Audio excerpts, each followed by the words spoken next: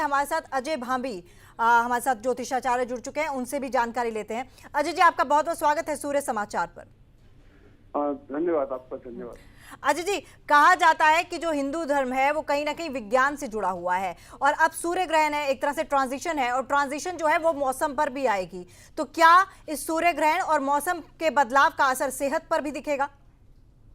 देखिए, मौसम पे असर तो आती है। सबसे पहला जो ग्रहण का असर आता है भौगोलिक होता है। हाँ जी। अभी हम देख रहे हैं कि वेस्ट बंगाल में वो तूफान, वॉल्केनो तूफान आ रहा है। तो इस तरह से पहले तो जो नेचर पे उस पर असर होता है और मौसम पे असर आता है। इस साल सर्दी बहुत ज्यादा बढ़ेगी और जब ऐसा होता है तो स्वास्थ्य पर भी असर आता है, क्योंकि जब सूर्य ग्रहण होता है तो विकिरण जो होता है ना, वो विकिरण नेगेटिव होता है। उस विकिरण से बैक्टीरिया के पनपने की चांसेस रहते हैं। तो जब सूर्य निकलता है तो जितने बैक्टीरिया होते हैं उनका सत्यानाश हो जाता है। इसलिए हम लोग पूरी दुनिया में स्वस्थ रहते हैं।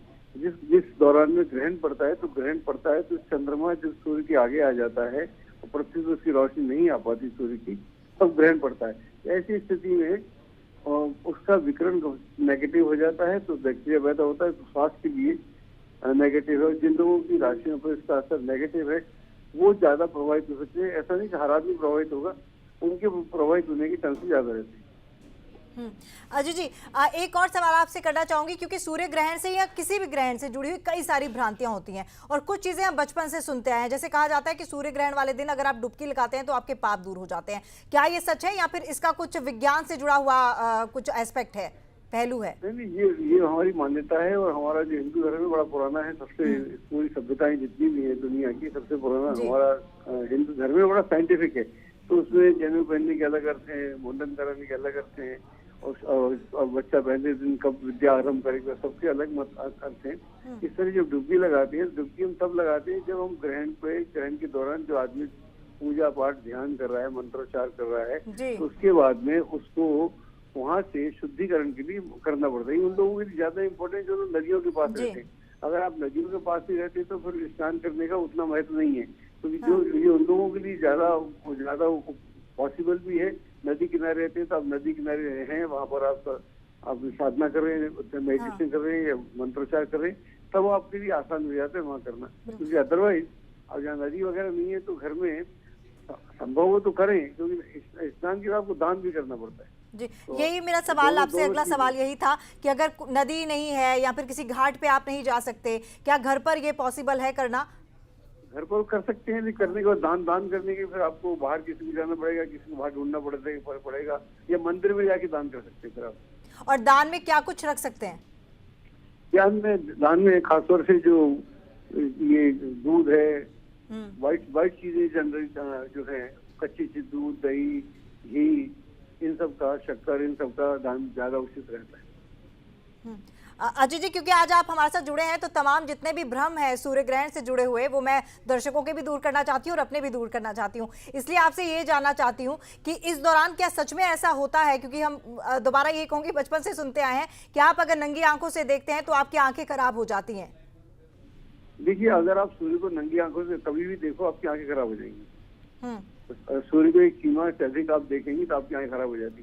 तो होता है क्या, जो ग्रहण होता है तो आदमी को उत्सुकता होती है कैसा दिख रहा है, इसलिए एहतियात के बतौर बोला जाता है कि आज ग्रहण है, अगर आपका देखने का, रोज आदमी कहाँ दिखता है सूर्य को, लेकिन आज के दिन उसकी देखने की उत्सुकता इसलिए हो जाती है कि आज है क्या, किस तरह का सूर्य दिखेगा। तो ऐसे में जब वो उसको दिखता है तो मैंने देखा हुआ है, एक्सपीरियंस से देखा है। एक तो हमारे गाँव में किसी की आंख खराब हो गई थी।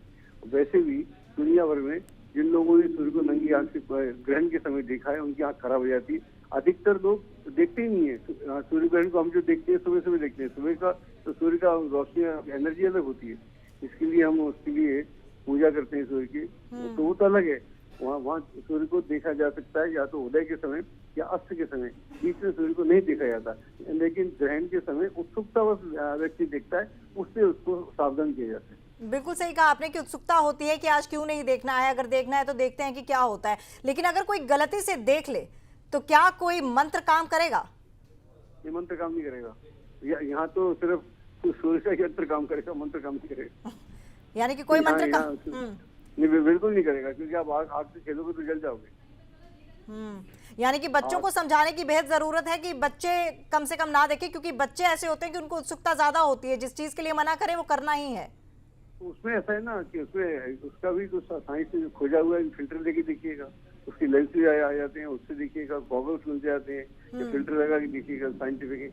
तो बच्चों को दिखाया जाता है, उसमें जितने भी स्कूल अच्छे अच्छे हैं बच्चों को लेके जाते हैं, इवन उसमें जाके प्लेनेटोरियम में जाके दिखाते भी हैं। वहाँ देखने से कुछ नहीं होता, अगर आप उसको लगा के देखो, फिल्टर को लगा के तो कुछ नहीं होता है, गॉगल्स लगा के देखो। तो देखना है, तरीके से देखना पड़ेगा ना, क्योंकि सूर्य की रोशनी में वितरण बहुत अधिक है। ऐसे में अगर आप देखेंगे तो आपकी आंखें खराब हो जाएंगी। इसीलिए हम खाने पीने के लिए मना करते हैं, इस समय मत खाइए, खाना मत बनाइए। कच्चा खाना जो होता है वो इस समय खाते हैं, बनाते हैं, उसमें विकरण होने के पूरे हुए चांसेस होते हैं। ये हमने अभी एक्सपेरिमेंट भी किया था लास्ट टाइम सूर्य ग्रहण था। लोग बोलते हैं ऐसा नहीं होता, तो उस खाने को रखा, उसका टेस्ट करा तो उसमें विकरण था सूर्य के दौरान, जिस खाने को हम रख देते हैं खुराक को। तो ये असुविधाएं तो है। इसलिए हिंदू धर्म में और ज्योतिष में खास तौर से बड़ी पुरानी, क्योंकि हम आपने बोला विज्ञान ही हमारा, तो हम तो ज्योतिष शास्त्र में ज्योतिष विज्ञान बोलते हैं। बिल्कुल, यहाँ पर पहले से ही जानकारियां उपलब्ध हैं, तो जो लोग इनका फायदा उठाते हैं उनको निश्चित लाभ होता है। हाँ अजय जी, और हमारे हिंदू धर्म की खासियत भी यही है कि हर चीज़ को बहुत अच्छे से मानते हैं, और चाहे सूर्य ग्रहण हो, चाहे दिवाली हो, चाहे कोई भी त्योहार हो, उस चीज़ को समझते हैं और उससे जुड़ी हुई तमाम जो धारणाएं हैं उस पर अमल भी करते हैं। एक और सवाल मेरा आपसे ये है, क्योंकि कल दिवाली थी तो लोगों ने दिए जलाए, पूजा की।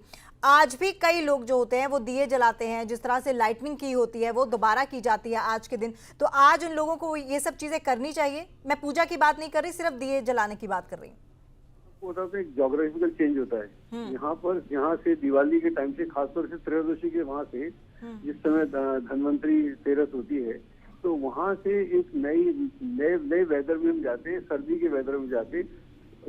स्पेशली नॉर्थ इंडिया में, ये एरिया है पूरे नॉर्थ इंडिया में, यहाँ से ठंड का सीजन शुरू हो जाता है। अलग अलग स्थानों पे अलग अलग प्रकार की ठंड होती है। तो जो सब दिए जलाते हैं या क्रैकर जलाते हैं अब तो बंद हो गया। तो बेसिकली अवेकनिंग के लिए है कि अब हमको इसमें ध्यान रखना पड़ेगा। पहले जमाने में, अब तो बंद हो गए, गाँव में सुबह सुबह जो महिलाएं होती थी वो अपने घर पे रंगोली अलग तरह की बनाती है। 28 दिन की रंगोली, 28 चंद्रमा होते हैं, नक्षत्र होते 27। तो उसका पूरा विधि विधान था, हर दिन कैसे अपने को उत्साहित किया जाए, कैसे रंग बिरंगे अपने आंगन में ये किया जाए। तो ये पूरी, जिस मौसम को हम कैसे झेलें, कैसे उसके साथ आत्मसात हुई, पूरी व्यवस्था थी पूरी। बिल्कुल। और अजय जी, एक मेरा सवाल और है कि अब जैसे सूर्य ग्रहण लग जाएगा, इस दौरान अगर किसी का जन्म होता है, यानी कि अगर कोई गर्भवती है और किसी बच्चे को वो जन्म देती है, या फिर किसी की मृत्यु होती है, तो उसके क्या मायने हैं? देखिए, मृत्यु में तो कुछ नहीं होता, वो तो उसकी तो यात्रा समाप्त हो गई पृथ्वी के ऊपर। लेकिन जिसका जन्म होता है, ऐसा नहीं कि हर ग्रहण में जन्मा बच्चा एकदम से उसको अपंग होता है या फिर प्रॉब्लम, ऐसा बिल्कुल नहीं होता। और क्योंकि वो ग्रहण में पैदा होता है, तो ग्रहण में पैदा होने के बाद जब जो ग्रहण पड़ता है तब उसको थोड़ा सा अनईजी होता है, या उन ग्रहों की दशा आती है जहाँ पर ग्रहण है, जो भी ग्रह इस समय ग्रहण से आहत है। राहु तो होता ही है, सूर्य होता है, तो ये चंद्रमा होता है। तो ऐसी अवस्था में इन सब की जो दशा आती है तो उसमें कुछ पीरियड खराब होता है। और अजय जी, जब कह रहे हैं कि क्योंकि 6:45 तक ये सूर्य ग्रहण जो है वो समाप्त हो जाएगा, समाप्त होने के बाद भी क्या कुछ पूजा अर्चना करनी चाहिए? नहीं, उसके बाद तो दान पुण्य करना चाहिए। दान करके ज्यादा अच्छा है, दान करें। और स्नान करने अच्छा है, जो नदी के पास रहते हैं उनके लिए सुविधाजनक होता है, औरों के लिए इतना सुविधाजनक नहीं होता है। तो वहाँ इसलिए क्योंकि हमको बिल्कुल लकीर का फकीर भी नहीं होना चाहिए, अगर वो नहीं है तो नहीं है। और चूंकि पहले हमारे जितने गांव शहर थे नदी के किनारे थे, सबके लिए सुविधा थी, तब ये व्यवस्था बनाई गई। पहले सारे जितने गांव शहर बसते थे नदी किनारे बसते थे, क्योंकि नदी से आदि समस्या आदमी खत्म, जल मिल जाता है तो खेती की सुविधा हो जाती है। तो सारी व्यवस्थाएं थी, तो इस तरह का किया गया था। अब हम हमारे शहर तो कहीं बसा लेते हैं, तो हमारे शहर बस जाते हैं और नदी दूर दूर तक नहीं होती, पानी की व्यवस्था होती है। ऐसी स्थिति में वो संभव नहीं हो पाता। तो बाद में उसके बाद तो दान किया जा सकता है, तो दान करके खत्म हो गया तो खत्म हो गया। लेकिन ग्रहण का, किसी भी ग्रहण का असर उसके बाद कई लंबे समय तक रहता है। एक आपको और बात बता दूं चलते चलते कि ये ग्रहण जो पड़ रहा है, इसके बाद में अगला ग्रहण भारत में 2031 में दिखेगा। इसका मतलब ये हुआ कि सारे ग्रहण विदेशों में पड़ेंगे, तो विदेशों में ज्यादा असर इनके देखेंगे, भारत में असर नहीं मिलेगा। इस दौरान भारत की तरक्की होगी। क्योंकि अजय जी, आप हमारे साथ जुड़े हुए हैं, तो हम आपसे ये पूछना चाहेंगे, क्योंकि आप 3 चीजें ऐसे बताइए जो करनी चाहिए, जो बिल्कुल करें और जो 3 चीजें ऐसी बताइए जो बिल्कुल ना करें। देखिए, पहली चीज तो ये करना चाहिए कि अगर आप मंत्र करें तो बहुत अच्छा है, ध्यान करें तो उससे भी अच्छा है, और नहीं करें तो किसी अच्छे स्थान पर कोने में अपने घर में बैठ के आप करें तो अच्छा रहेगा। देखना बिल्कुल नहीं चाहिए, और इस दौरान अगर आपको बहुत अति आवश्यकता नहीं है तो कुछ खाना पीना भी नहीं चाहिए, खाने पीने की समय ठीक नहीं होता, और नंगी आंखें नहीं रखनी चाहिए। और अगर कोई ट्रैवल कर रहा है इस दौरान? आई थिंक ट्रेवल में ज्यादा दिक्कत नहीं आती, क्योंकि इंडिविजुअल नहीं करता, उसे बहुत लोगों का भाग्य जुड़ा होता है, तो ऐसा नहीं होता। और किसी तरह की कोई प्लानिंग की जा सकती है? शुभ कार्य की शुरुआत तो नहीं की जा सकती, लेकिन शुभ कार्य के लिए कुछ प्लान किया जा सकता है? शुभ कार्य के लिए तैयारी की जा सकती है। तैयारी यानी अपना मन में जो मन अपने से जुड़े, आपको मालूम पड़ेगा क्या करना उचित है, क्या करना उचित नहीं है। ठीक है जी पूजा जी, बहुत बहुत धन्यवाद आपका। चलिए, आपका भी बहुत बहुत धन्यवाद हमारे साथ जुड़ने के लिए और तमाम चर्चा करने के लिए। तो हमारे साथ अजय भांभी ज्योतिषाचार्य जुड़े हुए थे, जिन्होंने काफी ज्यादा जानकारी भी दी और सटीक जानकारी दी। जितने भी भ्रम थे, जितनी भी भ्रांतियां सूर्य ग्रहण से जुड़ी हुई हैं, मुझे लगता है कि कहीं ना कहीं आप लोगों की दूर हो गई होंगी।